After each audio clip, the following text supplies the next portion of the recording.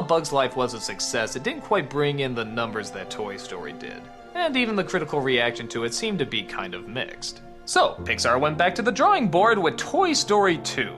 I don't think people really knew what to expect with this. I mean, it's a sequel to a film they really liked. And seeing how this was a new production studio, we didn't know. Could they do sequels? Could they do follow-ups well? A lot of sequels are usually not as good as the first one, so people were kind of nervous, but at the same time, they were excited to see their favorite characters again.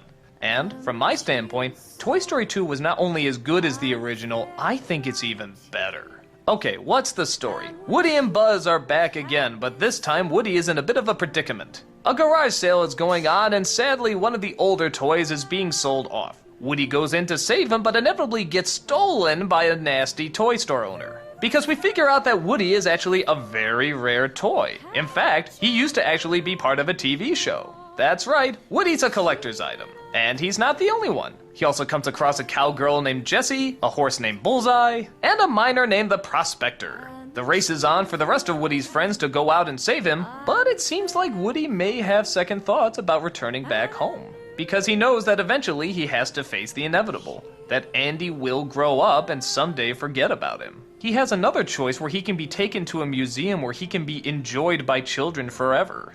People would come from all over the world just to see that he exists. And it's great writing like this that once again makes Toy Story great. Yes, there is kind of a villain in this movie with the toy store owner, and yes, even another one that's eventually revealed. But again, their motivations are understandable. It's just the fact that they want to force their point of views on other people that ultimately make them kind of bad guys.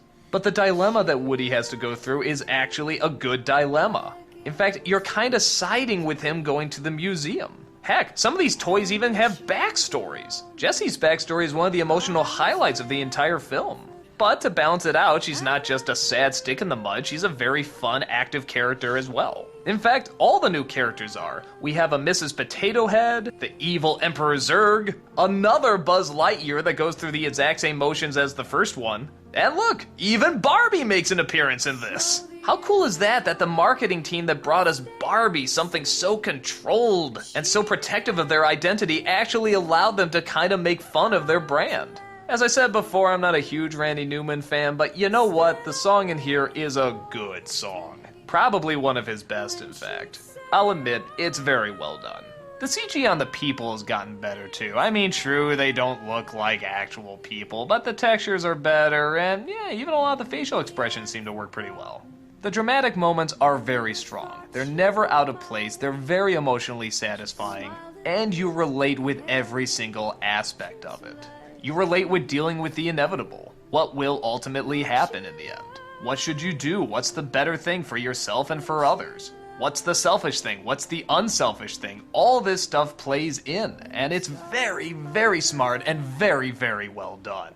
Just when you think something like Toy Story couldn't possibly get any better, they surprise us with this very well-told, well-written, well-developed, interesting continuation of a story, not a rehash. It's clever, it's funny, it's dramatic, it's visually interesting, it's musically interesting, the characters are wonderful. I've gone on about it long enough. See it if you haven't already.